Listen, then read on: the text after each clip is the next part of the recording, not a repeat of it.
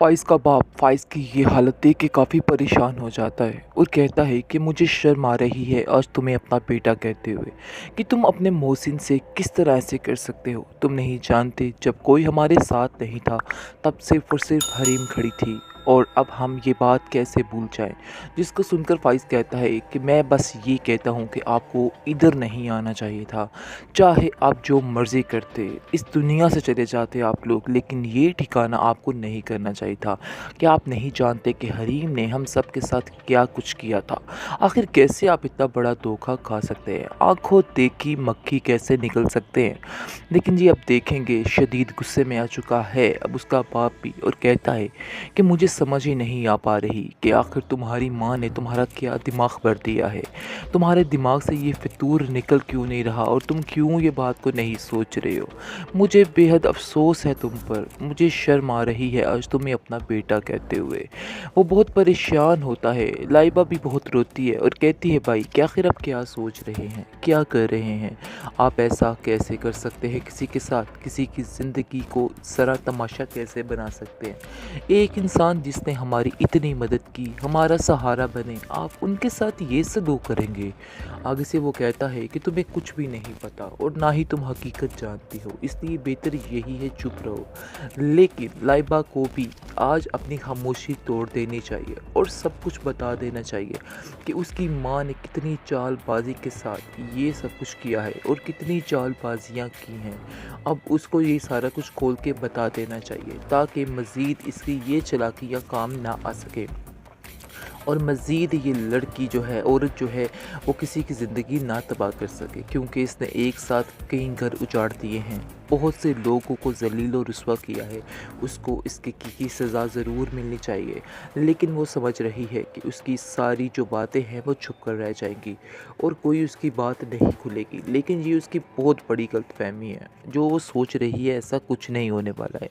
बहरहाल अब देखेंगे कि लगता है कि फ़ाइज़ उसको छोड़ देगा, क्योंकि उसका बाप कह रहा है कि मेरी बेटी को आज़ाद कर दीजिए और वो समझता है कि उसकी बेटी के साथ बहुत सा जुल्म किया जा रहा है और उसके साथ रहना मुनासिब नहीं है।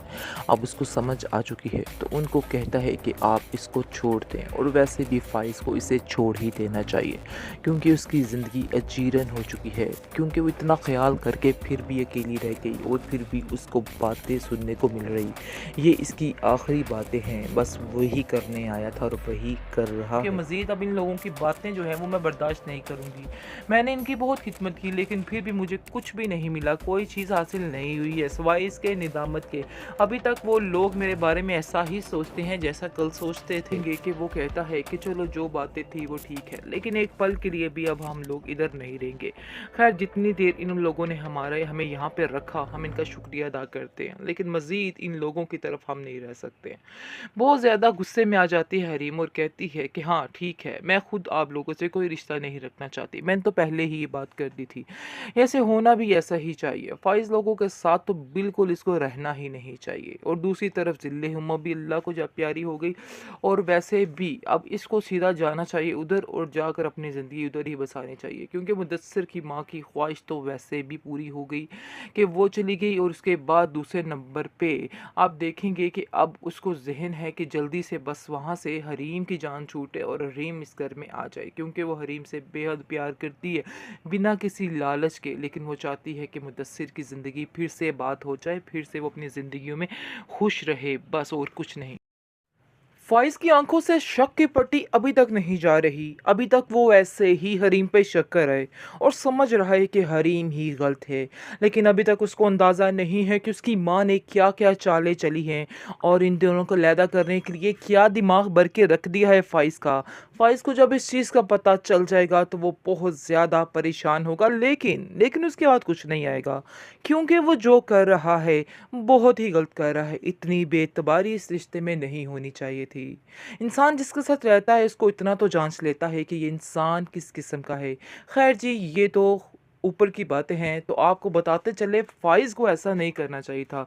मुदस्सिर की हमदर्दी में हरीम जैसे ही आप देख रहे हैं लफ्ज़ बोल रही है और मुदस्सिर से कह रही है कि आपको अपनी ज़िंदगी जीने का हक है, वो उसको दिलासा दे रही है और उसको कहने की कोशिश कर रही है कि ज़िल-ए-उमा की यादों को दिल से लगा के रखिए। ज़िल-ए-उमा क्या कहते हैं चली गई है इस दुनिया से, लेकिन ये नहीं कि आप जीना छोड़ दें, आपको भी ज़िंदगी की तरफ बढ़ना है, अपनी माँ के लिए आगे बढ़ना है। वो उसको ये समझाने की कोशिश कर रही है और उसको कह रही है कि आप परेशान मत हो, मैं आप परेशानी में आपके साथ हूँ। लेकिन जी फ़ाइज़ ये सब बातें सुनकर उल्टा ही मतलब बना लेता है और कहता है कि नहीं, तुम गलत हो, तुमने तो ठेका ले रखा है पूरी दुनिया के मर्दों को अपने बस में करने का। यानी कि सबकी हमदर्दी बटोरती हो, सबको हमदर्दी करती हो। मैं तुम्हारे बारे में क्या कहूँ? यानी कि बहुत सी बातें उसके बारे में करता है, जिसको सुनकर हरीम शदीद परेशान हो जाती है और गुस्सा करने भी उसकी हिम्मत नहीं रहती। वो कहती है कि तुम मेरे मामलात में मत पड़ो, तुम्हारा कोई हक नहीं बनता कि तुम कोई भी बात आके मुझसे करो।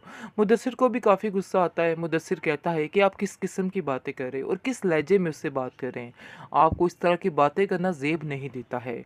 आप नहीं जानते हैं कि क्या क्या हुआ और क्या नहीं। लेकिन मैं आपको ये बताना चाहता हूँ, जब आप पर हकीकत खुलेगी तो आपको इस चीज़ का अंदाज़ा हो जाएगा कि आपने क्या चीज़ खो दी है।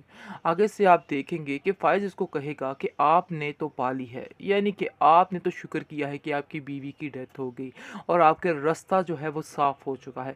जिसको सुनकर मुदस्सिर कहता है कि मैं तुम्हारे मुँह नहीं लगना चाहता, बेहतर यही है कि तुम मेरे दरमियान मत आओ और ना ही मैं आप लोगों से कोई बात करना चाहता हूँ। जिसको सुनकर हरीम कहती है, देखो फ़ाइज़, तुम्हारा नहीं बनता कि तुम मुदस्सिर सर के बारे में कुछ भी बात करो, इसलिए बेहतर यही है कि उनके बारे में कोई भी ऐसी बात ना की जाए।